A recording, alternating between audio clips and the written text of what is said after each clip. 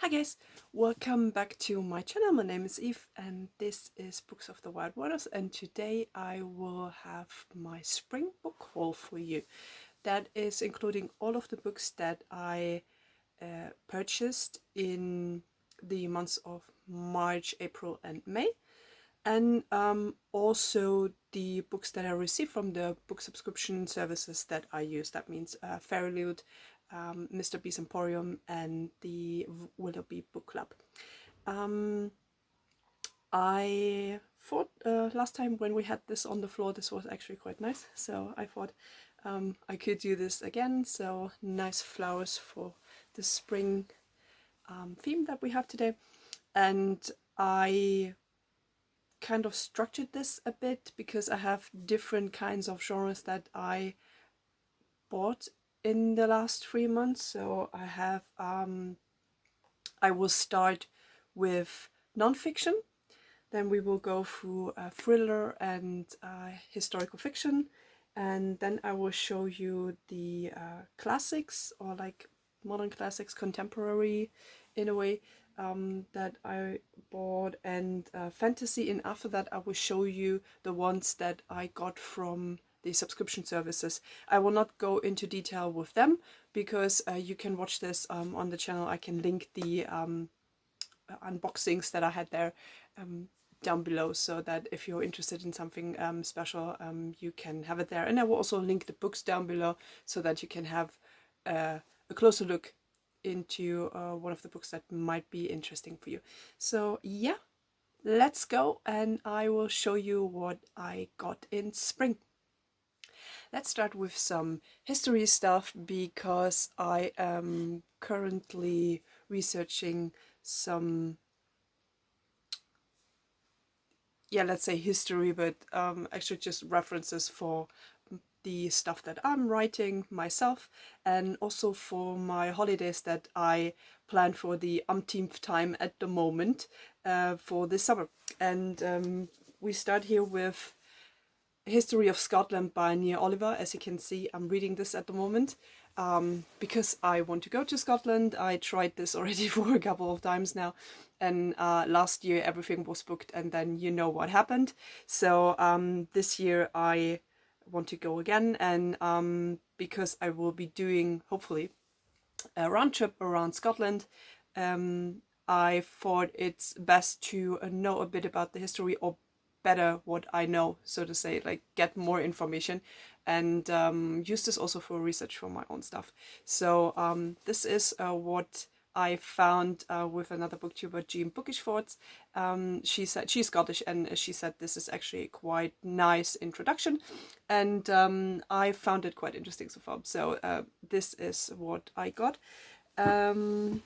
Next thing in the same vein, in the way, I bought the First Kingdom by Max Adams. It has a nice title here, Britain in the Age of King Arthur, and that is exactly what it is. I wanted to know more about this time, not just because you know, I'm watching like Vikings and The Last Kingdom, for example, but also because I need that for my research, and I think this is super interesting, especially because I am on my journey with the King Arthur retellings, or stories that you can read, and I started last year already with Giles Christian with Lancelot, and I will continue this year. So it's always good to have the real historical background there. So from Max Adams, going into another one that he actually wrote, so that's The Land of Giants and The Journey Through the Dark Ages. Why did I get this? Because here he explores walks through Britain, and goes to the specific landmarks that are historically important, and you can also experience via hiking.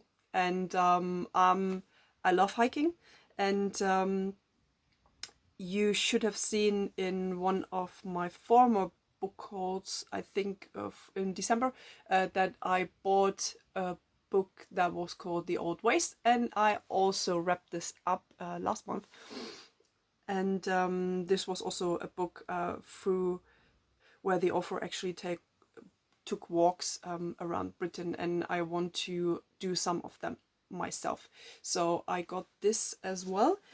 And another thing, because I just talked about The Old Ways, Robert Macfarlane, I bought another one of him, which is Underland, and again he connects poetry and literature with history and geology, so that we understand a bit more about Britain and the world we are living in. So that's what I got as well.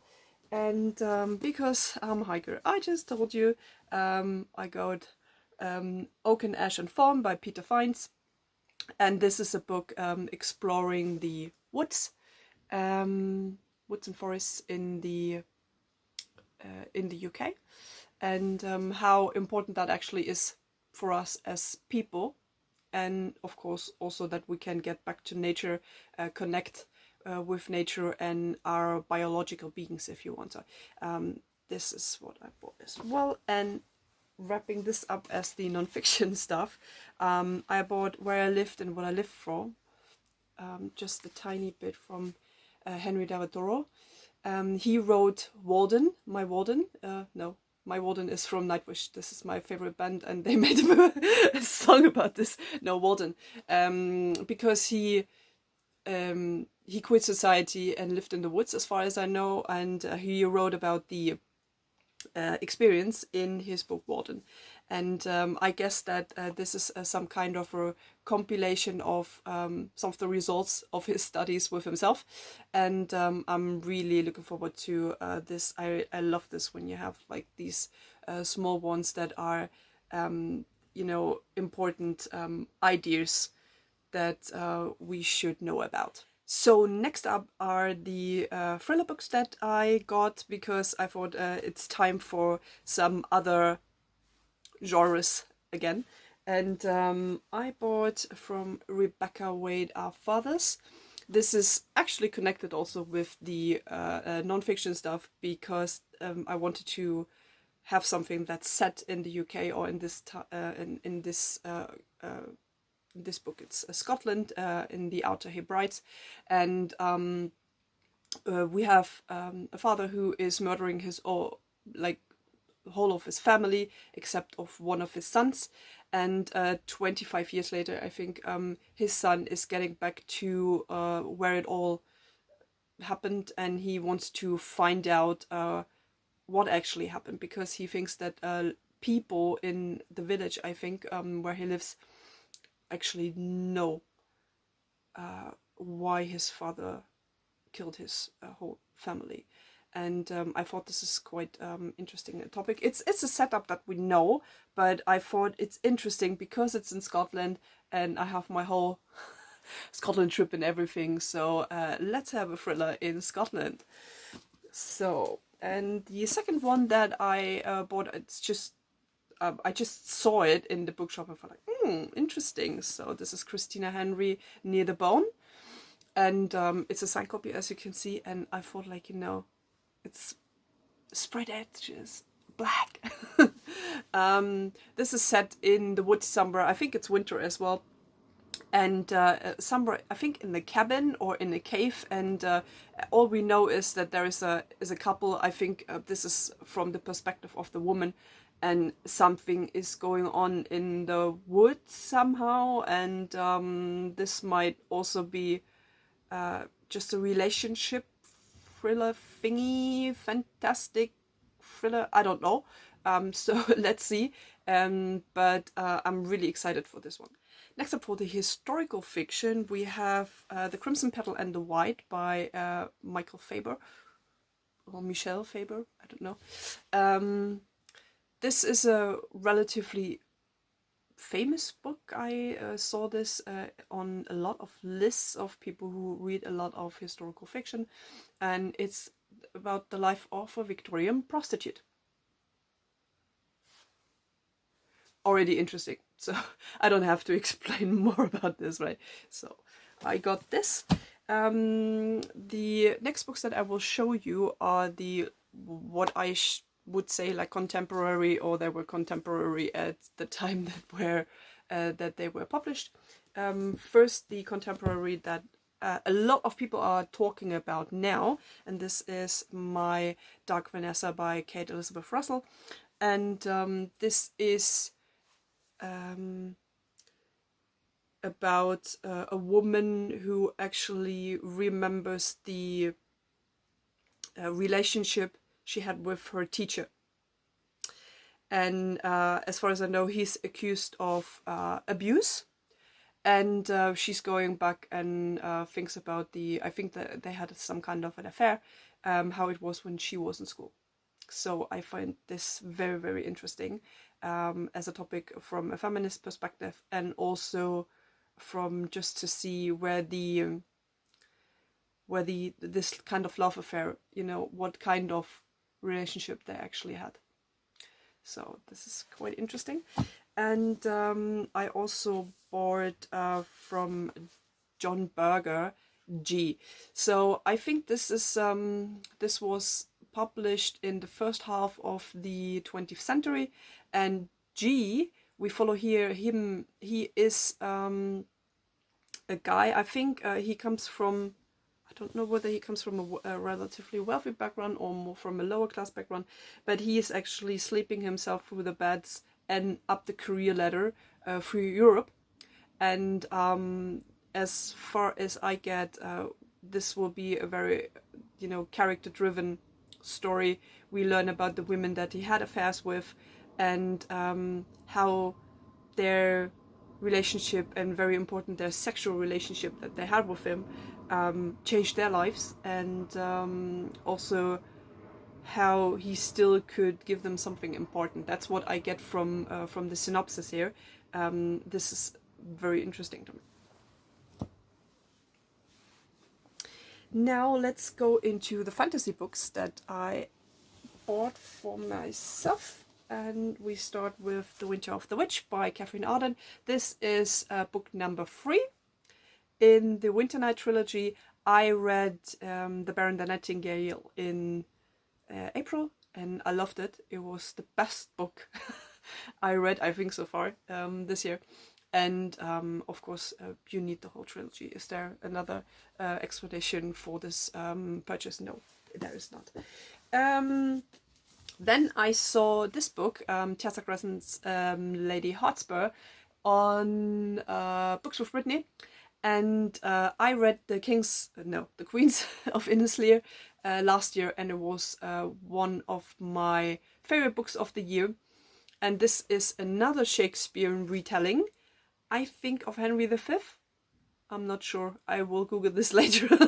And as you know that, maybe you know that Sir Henry Percy was called Harry Hotspur, and he was a very important political figure.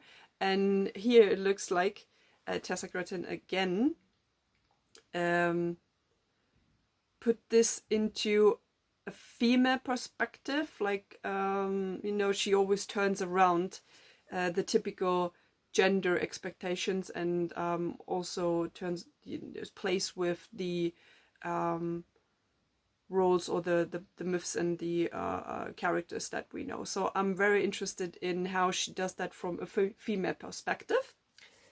And when I actually checked that on Amazon, I found another one from Tessa Gretton, which was even more interesting to me, and that's Strange Grace. This seems to be a witch book. As far as I get, there's a village, and they do a pact with the devil, or with a demon, and it's about the women in the village. I guess it could be completely different. Sorry, I'm just like, what? Yeah, you have it here. Once a grace witch made a pact with a devil. The story says they loved each other, but can the story be trusted at all? So I'm very interested in this. This is dark. It contains witches, the devil, and I don't need to know more about this. Continuing on my Russian spree that I had like in the last couple of months, I got Deathless by Catherine M. Valente, and this is a book, I think, about a woman who is followed by I don't know, a spirit, or I get that she's like followed by death in a way, and this is already enough to intrigue me, because I really like the idea of the spirit, some kind of entity following her for through the ages and through her life, and I don't know whether they will have some kind of a love affair. It's a bit like, I don't know why it reminds me of Bulgakov's The Master and Margarita. Maybe this is not related at all, I just have that in my mind, but I really love the concept, and I heard this is very weird, and I love weird stuff. So next thing is, I actually bought, you saw I bought 2 books from Tessa Gretton and from Max Adams, and it seems like this was the time of the year for the buying books from, more books from one author. So I had also Orphea by Joanne M. Harris. I saw this, it's a very nice book. I actually wanted to buy it for someone else, and then I realized it's not the book that I actually wanted to buy for that person. And this is a retelling of the story of Orpheus, from a female perspective, from a mother who goes into the underworld for her daughter. Interesting. So, and the second one that I actually bought from her, which I had planned for a long time, I had this on my list since 2015, and now finally I made it, is The Gospel of Loki by Joanne M. Harris. I don't have to explain about this book, I think, because of course it's about the life and the story of Loki, who's the most important villain figure in Norse mythology. And because I always do mythology stuff, usually about Celtic mythology and Norse mythology, it's time to give Loki the stage. And now we wrap up this book haul with the books that I received from the book subscription services, and I just show them to you as I said in the beginning. So I got oh, perfect that this is not like in good order. So I got The Girl in the Tower, which is number 2 in the Winter Night trilogy, and that's why it makes sense that I bought number 3 as well. I got Season Butler's Signet, which is, I guess, a drama, a contemporary drama. And I got The Assembly of the Severed Head by, what's his name, Hugh Lupton, which is a retelling of, or like a, which is centering around the Welsh mythology of the Mabinogion. Then we have Nick Satchfield, The War in the Dark. I already read this one, which is some kind of strange spy thriller occultism thing, historical fiction. And then what I got from Fairy Loot, you have Emily Victoria, This Golden Flame. This is some Greek fantasy story. And we have Lynette Noni's The Prison Healer, was just published recently. And there's like a magical competition here, and a love story. And then you have Jessica Rubinkovsky's The Pale and Bright. No, The Bright and Pale. And I'm reading it at the moment. And this is also a Russian setting. And we try to kill the Tsar here, and get to know the mystery of the like people who disappeared in a way. That's what I already know so far. So guys, this was my book haul. This was a bit rambling today, but I hope you don't mind. Yep, I wish you a good day. Tell me what you actually bought in the last couple of months. Is there something interesting that you think other people should know about? Let me know down in the comments. And is there some book that you found quite interesting, which I might have to up on my TBR? Just tell me. And yeah, enjoy the rest of your day.